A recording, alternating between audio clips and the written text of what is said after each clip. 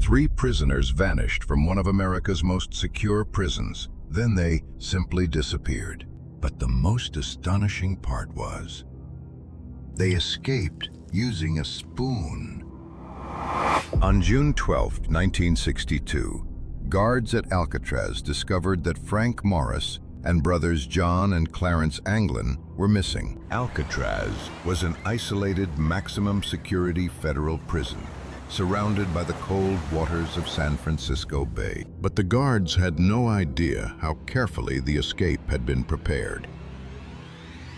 Months earlier, the prisoners had begun digging around the ventilation openings at the back of their cells, and one of their crude tools was a spoon, sharpened at the end and used to slowly break through the wall.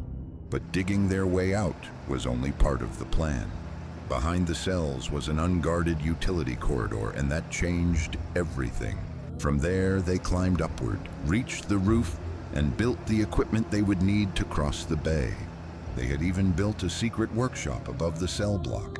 There, more than 50 raincoats were transformed into a makeshift rubber raft. They also made wooden paddles and homemade life preservers. But they still needed a way onto the roof, so they climbed through the building's pipes and forced open a ventilator above them. That night, the 3 men finally emerged onto the prison roof. They descended using the bakery chimney at the rear of the cell house. Then they climbed over the fence and headed toward the northeast shore.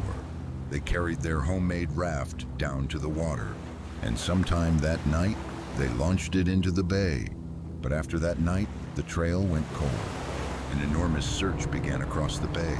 Investigators found pieces of a homemade paddle floating in the water, and a homemade life vest washed ashore. But no one ever proved what happened to the 3 men.